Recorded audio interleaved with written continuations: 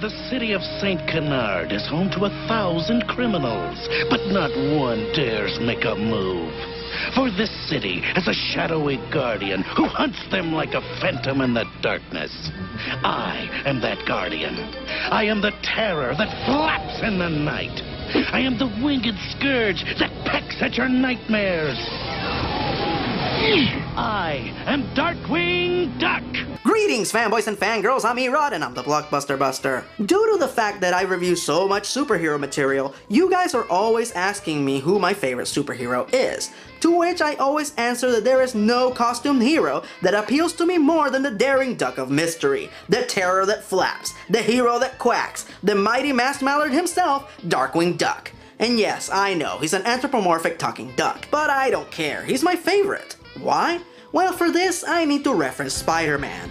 Whenever I ask a Spidey fan why Spider-Man is their favorite superhero, 90% of the time they always answer that it's because Spidey was the first realistic superhero they were ever exposed to. He had problems. His actions as a superhero would affect his secret identity. He seemed to be the closest equivalent to what a superhero would be like in real life. And that is exactly what Darkwing Duck is for me. Yes, again, I know, talking duck. But he was an egotistical, pompous glory hog, and I'd never seen that before. He was a superhero for the glory and the recognition that came with it. And while Booster Gold might have claimed that character trait well over a decade earlier, Darkwing still had something that set him apart from all the other mass vigilantes. He was a dad, and he loved his daughter Gosalyn, even more than he loved being a superhero, as there were several episodes where Darkwing almost gave up being a superhero for Gosalyn's sake. Dad, isn't there a whole crime-riddled city out there just begging for your quality time? The police will handle it. I've given up crime fighting to become a full-time parent. And as a kid, I had never seen that kind of nobility before, especially not in a cartoon intended for children. And for those of you who still doubt Darkwing as a superhero, I'll say this. Darkwing Duck fought the devil, and he won. Nuff said. Alright, now let's hop on Shush's time-traveling golf cart, and let's go back in time to explore my DW history. The first time I ever laid eyes on Darkwing Duck was actually not on TV, but at a supermarket. I was standing at the checkout line with my mother when I spied a comic book on the impulse rack. Darkwing Duck #1. I thumbed through it while we were standing in line, and then I begged my mother to buy it for me, which luckily she did. And I've been a Darkwing Duck fan ever since. I must have read that damn comic over 100 times from cover to cover. I even read an interview they printed in the back of the book with none other than Jim Cummings, the voiceover actor that provided Darkwing's voice. So that's right, Jim Cummings was the first voiceover actor I was ever aware of. To this day, he is still my favorite, and I would barbecue a litter of kittens to get an interview with him. Alright, that's enough about me. Let's talk about the star of the show. The secret origins of Darkwing Duck. Now, Darkwing Duck was originally intended to be a spin-off of the ultra-popular DuckTales. In fact, the original version of the show was way different than the Darkwing that we know now, as the original show was inspired by the DuckTales episode 00 Duck, which dealt with Scrooge McDuck's pilot Lunchpad McQuack having to impersonate a spy he just so happened to resemble. Remarkable resemblance. He looks more like Bruno than you-know-who-know. The powers that be wanted the show to be about Lunchpad being a spy on a regular basis, so they appointed the task of developing the show to Tad Stones, whose credits with Disney are a mile long. Tad originally didn't like the idea of producing 00 Duck, and his initial pitch of the show reflected that. So the powers that be told him to try again, but this time gave him a bit more creative freedom. So Tad demoted Lunchpad to sidekick and created Drake Mallard. 00 Duck. A semi-competent spy who worked for a super secret organization called Shush, an organization so secret no one knows what the acronym stands for. Drake would protect the world from FOUL, the fiendish organization for world larceny. He would fight to stop their schemes by night, all the while he would juggle the even bigger challenge of fatherhood by day. The powers that be loved the pitch, and 00 Duck went into full production, until they hit a little snag. You see, it turns out that the estate of James Bond's creator Ian Fleming holds the rights to the name 00, meaning that no one can use the name on any licensed material without having to pay a considerable sum. At this point, the 00 Duck crew was really deep into pre-production, so they decided to cut their losses and salvage what they could, and continue producing the show. Tad did what any writer-creator would do if given the resources and a semi-blank slate. He plugged everything that he loved into the show. Comics, espionage, horror, kung fu, and annoying sitcom neighbors. Drake went from being a spy to a superhero, inspired by some of Tad's favorites, like the Green Hornet, the Shadow, and the Scarlet Pimpernel. But Drake was still missing a very vital component: a name. Desperate to find a name for his new mysterious superhero, a contest was held amongst the animators and the writers to name him, and it was none other than Batman the Animated Series' Alan Burnett who came up with the name Darkwing. Now, some of you are probably wondering about Darkwing's origins within the show. Well, for the most part, they were kept pretty ambiguous. When we first meet Darkwing in Darkly Dawns the Duck, he's already a superhero. And then there is an actual episode called The Secret Origins of Darkwing Duck, in which an old Drake tells a couple of kids with a strong resemblance to Hunker and Gosling the origins of Darkwing Duck. But this tale is just a hilarious parody of the origins of other superheroes, like Superman, Kane from Kung Fu, and the Green Lantern. Darkwing, you've got to take over for me. You've got to become a crime fighter. Oh, and Jim Cummings' impersonation of Marlon Brando from Superman the movie is pretty damn hilarious. It's all my stupid brother's fault. He built a bomb big enough to blow up the entire planet. In the episode Paradox, we see that Darkwing inadvertently inspired himself to be Darkwing Duck when he traveled back in time and helped his younger self stop some crooks. The fact that the most egotistical crime fighter of them all inspired himself to be a superhero is funny on so many levels it evades description. And lastly, in the episode Clash Reunion, we see the first moment when Drake dons the guise of Darkwing Duck to save his classmates from Megabolt at his senior prom. But as far as the origins of the costume, the gas gun, his hideout, and his affiliation with Shush, that has remained a mystery to this day. Now at this point, I would move on to talk about the cast and the characters. But since there are so many great ones, I have divided them amongst good and evil. Let's start with Heroes. Let's begin with the last hero to join Darkwing's team. Morgana McCaver, played by Kath Sose. She is the Catwoman to Darkwing's Batman, a sultry mistress of the dark arts who left her life of crime behind in favor for her love of the purple-clad hero. If Elvira and Daisy Duck had a baby, it would be Morgana. I always saw her as the intermediate character between Drake's civilian life and his life as a crime fighter. My favorite thing about her is that in spite of her infatuation with DW, she wasn't a pushover. If she disagreed with Darkwing, she let him know it. And if he pissed her off, well, you don't want to know what happens then. Hunker Muddlefoot, played by Katie Lee. Gosling's best friend, he is the brainy, lovable nerd of the group, both the purveyor of lengthy exposition and the innocence of the team. His parents are the idiotically annoying next-door neighbors, Herb and Binky Muddlefoot. They were great comedic foils for Drake. I hate the Muddlefoots. But they were so ridiculously stupid that you had to question whether Hunker is truly their biological son. Move? Oh, we'd never move away from you, Drakaroo. We plan on living next door to you forever. Ow. We're just going on a little camping trip is all. Oh, Herb dear, don't forget the VCR. Some might say that Hunker is a coward, but to me he was braver than all of them put together. As braver as the man who is afraid, but fights anyway. Hey!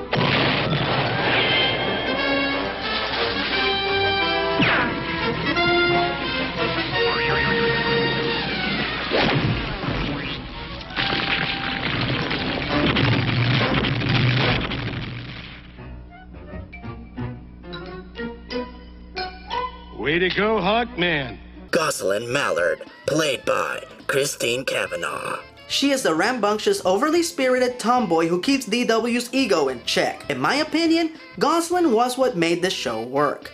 Like I said, being a father made Darkwing stand out from other superheroes, but at the same time, Gosling wasn't the wilting flower who needed rescuing. She was tough, resourceful, and desperately eager to follow in her father's footsteps, to much of Darkwing's disapproval. Their relationship and genuine love for one another was always well written and well performed, and this is one of the areas where I always felt that this show was superior to DuckTales.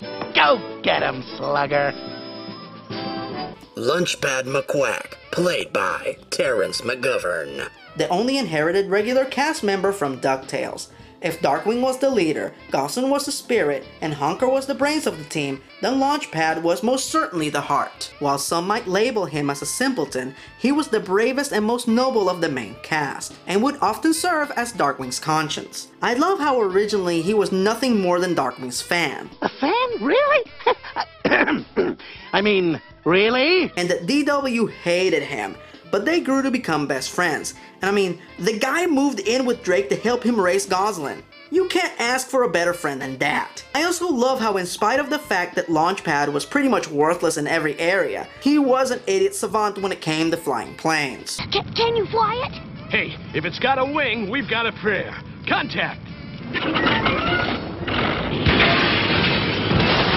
Drake Mallard, aka Darkwing Duck, played by Jim Cummings. So why do I love this character so much? I guess it comes down to determination. Darkwing had no powers. He wasn't the best shush agent, he wasn't the best superhero, he wasn't very tall, and he was terribly accident prone. And people wonder why I wear a cape. Hell, his girlfriend was more powerful and more competent than him. But that didn't stop him from going up against threats 10 times bigger and 10 times more powerful than him. No! He didn't think he was a great superhero, he knew he was. This being evident every time he went up against Gizmo Duck, who is technically the most powerful superhero in their universe. But Darkwing didn't see it that way. To him, they both stood on level ground. Besides, did Gizmo Duck ever get his own show? No! Jim Cummings played Darkwing with expert precision, perfectly capturing his bombastic vanity as well as his warmth and strength. But more importantly, Jim gave the character excellent comedic timing. Clever of me to use my spine to break my fall like that. Which made him a major influence on my personal sense of humor, as well as my love for alliteration. Your dollar-dusting days are done, you netherworld ninny! That's the sparky spouting of you revolting revisionist! I catch up to those confounded criminals, their conniving conspiracy'll be kaput! But to suck it to that socket-headed simpleton! That electronic egomaniac! To pull your plug, you power-pilfering parasite! Eat wattage, Darkwing!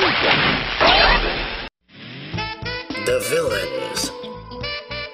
Now this section is going to be a little different from the heroes section, as the villains didn't get as much character development as the heroes. Very much in the same vein as the classic Batman villains, who were all played by famous celebrities, most of Darkwing's rogues gallery was portrayed by big actors, like Tim Curry, who played Taurus Bulba, or by veteran voiceover actors. Basically, the Darkwing villains are separated into two categories, the masterminds and the supervillains. As far as the masterminds go, you had some that were one-trick ponies, and always had the same motivations, like Moriarty, also played by Jim Cummings, a blatant parody of the Mole Man who just wanted to conquer the surface world. Then there's Ammonia Pine, played by Mitzi McCall, whose crimes were all cleaning themed. But then there's my favorite master criminal, Tusker Nini, played by comedy legend Kenneth Mars. Why is Tusker Nini my favorite? He is a former film director who themes all his crimes after movies. Now that's awesome. There's even a couple of episodes where he dresses up like Steven Spielberg. But the greatest master criminal of them all is Steelbeak, played by Rob Paulsen. Steelbeak is every Bond villain rolled into one, most prominently Jaws of course. He's suave, snarky, smooth, and snobby. Whenever the entire world is being held up for ransom, rest assured that the biggest rooster in the henhouse is responsible. Realize that $100 trillion is difficult to come by. Hey, read my beak. Tell them to raise some taxes. Like they need an excuse, right? Then we have our super villains. We have terribly underused villains like Liquidator, played by Jack Angel, who's not only a parody of Hydra Man, but his origins is a hilarious parody of the Joker's origin from Tim Burton's Batman. Then we have great multi-layered villains like Bushroot, played by Tino Insana. To me, Bushroot was a huge precursor to the Batman the Animated Series villains, as they were normal people who due to tragedy become villains out of circumstance. Bushroot is very much that. He was a good guy who became a villain due to circumstances that were out of his control, and his crimes came out of the desire to have a normal life, like getting married for instance. Hell, he even helped save the world once. Bushroot is helping you? Hey, I may be a mutant plant duck, sure, but I'm an Earth mutant plant duck. When I was a kid, my favorite villain was Quackerjack, played by Michael Bell. Obviously a cross between the Joker and the Toyman.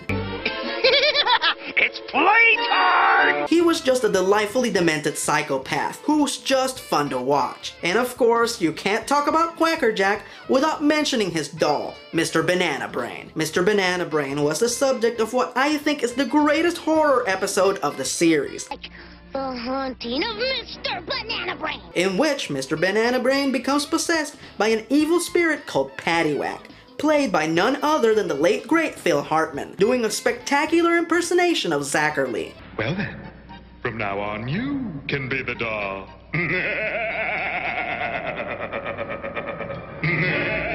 But my favorite villain as an adult is Negaduck, Darkwing's evil doppelganger, also played by Jim Cummings. He's such a vile, violent vagrant. You got to admire such an appetite for destruction. What do you do if Darkwing Duck shows up?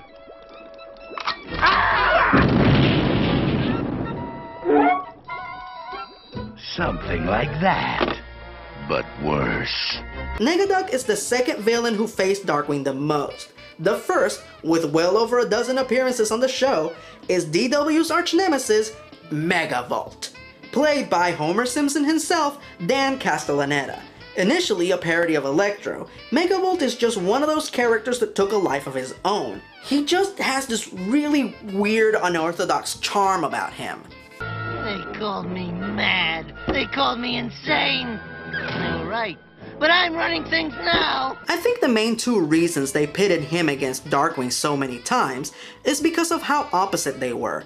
Darkwing is this dapper, pristine crime fighter. Megavolt is this insane, disheveled bum. One relies on courage and ingenuity, while the other uses raw power and gadgetry. And of course, there's the fact that Jim Cummings and Dan Castellaneta just had great chemistry. Ever get that creepy deja vu feeling? Every time I lock you away, Meggie. Now, I would usually be looking at the seasons of the show at this time, but it's easier to look at Darkwing in its 3 different eras, as opposed to its very lopsided seasons, which had no story arcs to tie them together. So let's start at the beginning. The Spy Era. Like I said, the show was originally intended to be a spy show, so all of the initial material was intended for that format, and for that reason, the first 15 episodes are mostly spy themed. When Drake went from a spy to superhero, Shush became a parody of S.H.I.E.L.D., which often recruits superheroes for their spy missions. During this era, Darkwing always answered to his boss, J. Gander Hooter. Great name, by the way. He was always butting heads with Shush's by-the-book Russian operative, Agent Grizzlykov. And he got most of his gadgets from Shush's own personal Q, Dr. Sarah Bellum, whose inventions were pretty worthless, except for the time machine. That thing kicked ass. During this time, we also met Darkwing's idol, Derek Blunt, an obvious parody of Derek Flint. I wish we would have seen more of this character on the show outside of this episode, especially since he apparently was Darkwing's main inspiration to become a freelance Shush agent. Oh, and during the Derek Blunt episode, we see all the villains gather at a villain's retreat, but since not that many villains had been created for the show yet, they borrowed some from DuckTales. So you get to see Glumgold, Magica the Spell, and the Beagle Boys hanging out with a few Darkwing villains. This is the only appearance of these characters in the show. I wish they would have had an actual crossover. That would have been awesome. Sadly, the 2 worst episodes of the series just so happen to be spy episodes. Bearskin Thug. Drake wants to go camping, Gosling doesn't want to go. There's your episode. Drake doesn't even suit up as Darkwing until 17 minutes into the episode. This one comes off like an episode of Goof Troop. It's like they got the scripts mixed up or something. Lame. The other one is the Darkwing Squad. Jay Gander talks Darkwing into teaching his methods to a squad of Shush agents. Instead, they turn into a bunch of total assholes, and Darkwing is pretty much worthless during the climax of this episode. But hey, out of 91 episodes, only 2 are bad, so I can't complain. The Superhero Era. Soon more superhero episodes started to be produced, and all the villains were systematically introduced, all of which culminates with one of the most awesome two-parters I have ever seen, Just Us Justice Ducks, which sees all the supervillains unite and form the Fearsome Five. So Darkwing has no choice but to team up with St. Canard's heroes, as the Justice Ducks. But we're not ducks. I used to be. This is the only two-parter in the entirety of the series, and one of my all-time favorite episodes. They released it on VHS on its own, and they printed it in comic book form. If the show would have ended with this episode, I would have been 100% okay with that. Because this episode is beyond epic. Justice Ducks, assemble! There's the five, get over here!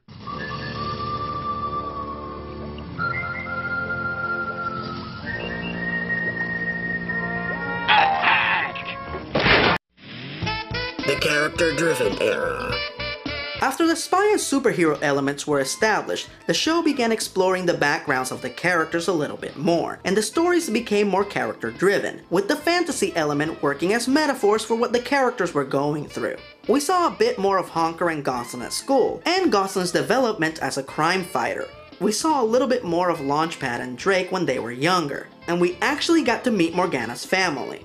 Which leads me to talk about the infamous band episode. Yes, Darkwing Duck has a band episode. It's called Hot Spells. You remember how I said earlier that Darkwing fought the devil and won? Well, allow me to elaborate on that. What happens is this. Darkwing and Gosling visit the witchcraft and wizarding school from which Morgana acquired her magical skills from. While there, Gosling is interested in learning magic. Morgana explains that wizardry takes years to master, and it takes a lot of hard work to become good at it. Gosling, trying to take a shortcut, inadvertently sells Darkwing's soul to the devil to acquire magical powers. Now, this episode is awesome, and it teaches kids a valuable lesson about not taking shortcuts to achieve their goals. Unfortunately, the network censors didn't see it that way, so the episode was shown once, and then it went unaired for nearly 8 years, until they finally decided to start showing it again on Toon Disney. While we're on the subject of questionable actions and consequences, if you're playing the Darkwing Duck drinking game, take a drink every time Darkwing gets arrested. He gets arrested a lot. He gets arrested in the pilot of the show. Hilariously enough, there is an episode called Jailbird in which Darkwing is trying to get himself arrested so he can spy on the Fearsome Four in jail. And he can't get himself arrested. Now that's funny. I'm Demolition Duck, and I'm gonna... Oh, well, man, how can I ever repay you? I mean, you stopped those two robbers. I don't...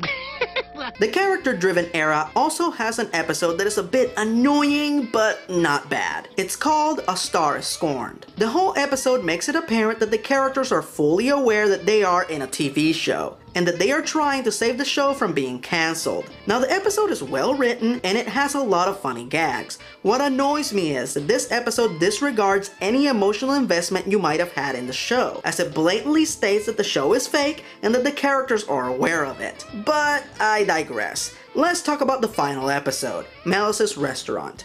Now, while this episode lacks finality, and it might not be as big, epic, or bombastic as Just Us Justice Ducks, it was a great episode to end the series nonetheless. Here we see Morgana take her next step on reforming from her former criminal life, by opening her own restaurant. You get to see Drake introduce Morgana to the Muddlefoots. Again, like I said, bridging his crime-fighting life with his civilian life. We get to see one last battle with Negaduck, and you get to see Morgana and Darkwing's relationship evolve. What I love about this episode is how it focuses on the central cast, almost like a final curtain call for these great characters. Now, ever since I mentioned the comic book in my top 10 cartoons that should be movies, the sequel video, you guys have been begging me to talk about it. So let's do this thing. The Darkwing Duck comic book series. The comic series was written by Ian Brill and drawn by James Silvani, with Tad Stones himself as a consultant. The only way this could be more official to the Darkwing Duck mythos is if each issue came with an MP3 of Jim Cummings reading you the comic. In true Darkwing Duck fashion, almost every cover is a clever parody of a famous comic book cover. Days of a Future Past is my favorite. The series consisted of 4 major storylines which culminated with a huge crossover with DuckTales. So I'll go over each briefly and tell you what I thought. The Duck Knight Returns. This one is still my favorite out of the bunch. It's not the best, it's just the one that appeals to me the most. The story takes place a year after the end of the show. Superheroes and villains are pretty much extinct, due to law enforcement robots making crime a thing of the past. So Darkwing is pretty much forced to take a job pushing papers in a cubicle that he has to share with Megavolt. The story reminds me of The Incredibles, but with a Darkwing Duck twist. Obviously, there is a conspiracy afoot, so Darkwing has to come out of retirement to find out who's behind neutralizing all the heroes and villains. The story is filled with one awesome surprise after the other. My favorite one is when Darkwing and Morgana are reunited. It's corny, but I love it. The Crisis of the Infinite Darkwings. Negaduck and Magica the Spell team up to ruin Darkwing's reputation by using alternate reality versions of Darkwing to frame him for terrible crimes. This one is huge. I wish they would have saved it for one of the last ones, but it's awesome nonetheless. We get a lot of cameos by alternate versions of Darkwing from the show.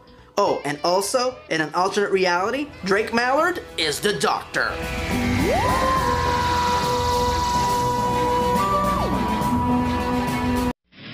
Foul Disposition. Foul is back with a vengeance, and they plan to regain their power by summoning the Lovecraftian creature Cthulhu to our plane. This one I feel is the weakest of the 4 stories. During most of it, Darkwing teams up with Steelbeak thinking that he's going to help him stop Foul. I just find it hard to believe that Darkwing would be stupid enough to trust one of his greatest enemies. Campaign Carnage. Looking to improve his reputation after the incident with the multiple Darkwings, our hero decides to run for mayor of St. Canard. The big snag is that his main opponent is Launchpad. Also, Crackerjack has a machine that turns people into toys. I couldn't ask for more. Dangerous Currency.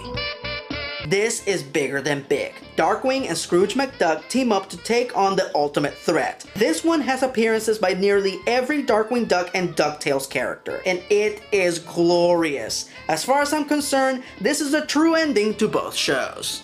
In conclusion, if you like Darkwing Duck, these 5 trades are definitely worth picking up. They tie up a lot of loose continuity threads. The creators really knew the show inside and out, and the stories are written in the same tone and with the same brand of humor as the show. They are packed with lots of inside jokes referencing both the Disney Afternoon and the Disney movies. The art is freaking beautiful, and because they don't have to deal with network censors trying to dumb down the show and make it more childish, the comic actually has really strong dramatic moments, which I greatly appreciate. My only complaint is that I wish I could hear the actors from the show perform some of these great scenes. And for that reason, I greatly support these comics to be adapted into motion comics. But hey, I guess that would be another one of my fanboy fantasies. So let's get back to the series with My 6 favorite episodes. I initially intended to only talk about 3 episodes, but that proved to be impossible. I managed to narrow it down to 7, but I already talked about Justice Ducks, so I'll skip that one. Now let's begin. Tiff of the Titans. Darkwing Duck teams up with Gizmo Duck for the first time.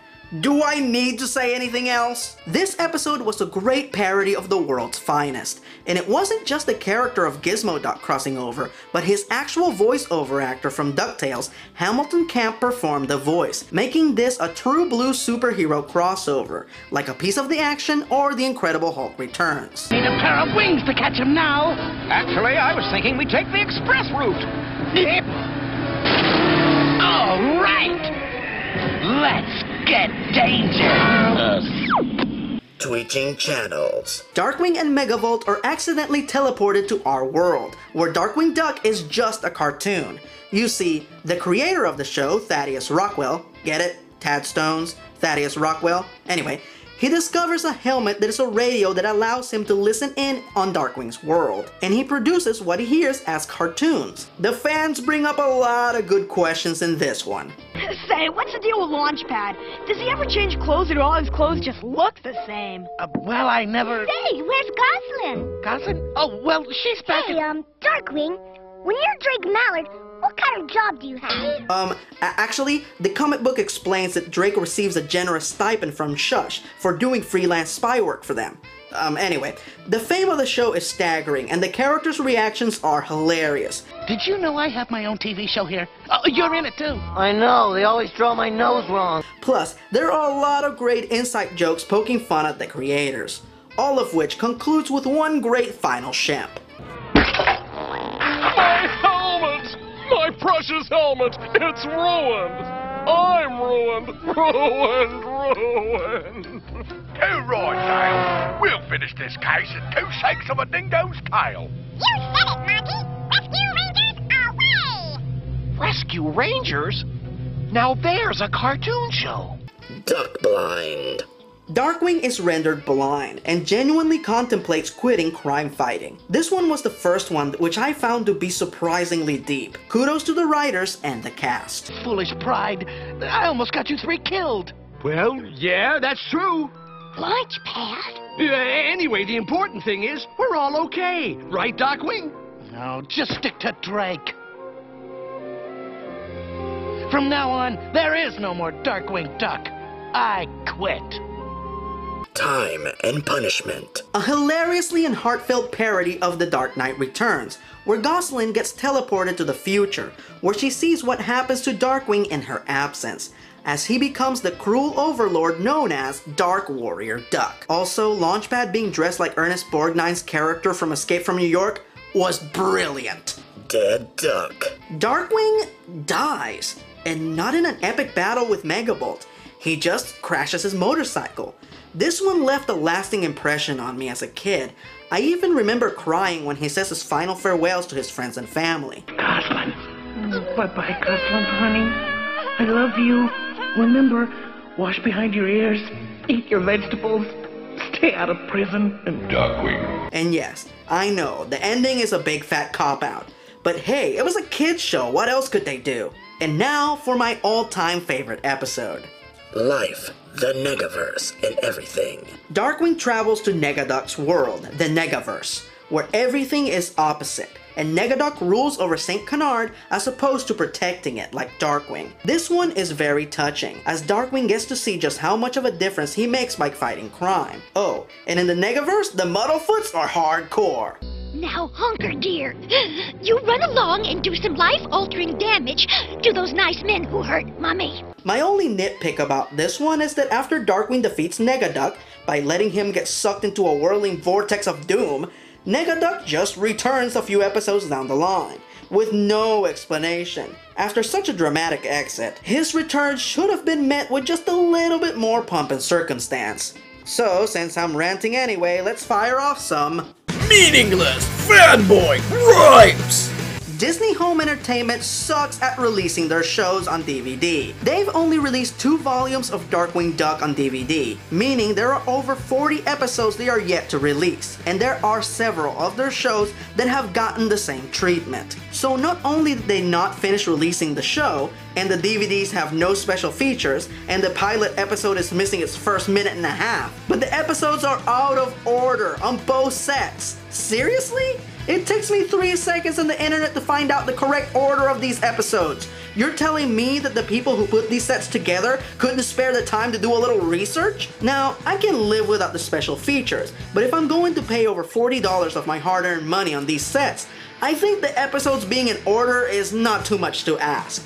Now, I'm actually one of the few lucky fans, since I owned all the episodes beforehand, since I painstakingly recorded them from TV when they started airing them on Toon Disney. But the rest of the fans that don't have that kind of time or patience are pretty much screwed. So Disney Home Entertainment, please get off your ass and finish releasing this show. And that concludes Meaningless fanboy gripes! Final verdict.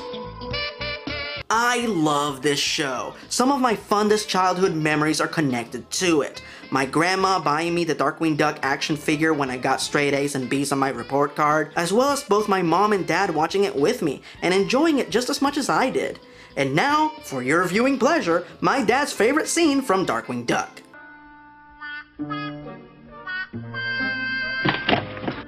Coffee! Coffee!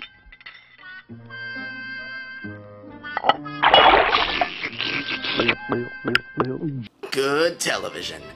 So I would like to extend my gratitude to Tad Stones, Jim Cummings, and all of the magnificent talent that put this show together.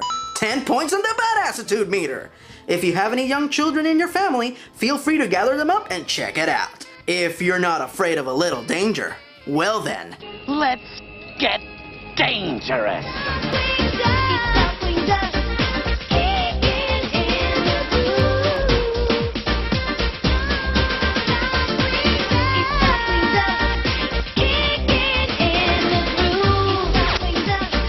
join the Legion, suckers!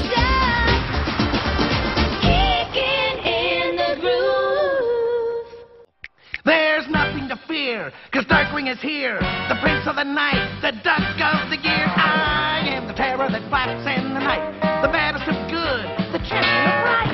I'm everywhere at once and nowhere at all. You get in my way and you'll take a fall. Before you fail, before you split, I'd like to play my biggest hit. Oh yeah! I'm never at rest till all the cakes are in jail. They're all scared of me, there's not one I can't nail. Never know where I'll fight, and never know where I'll be. I am the greatest from the sea to the sea. I put an end to all schemes and scams, 'cause I'm Darkwing Duck, that's who I am. Don't mess with me, you worthless punk. You stink like a skunk, your ship is sunk. You run into me, you're plumb out of luck, 'cause now you're up against Darkwing Duck. So don't you worry, your pretty little head, 'cause I'm Darkwing Duck.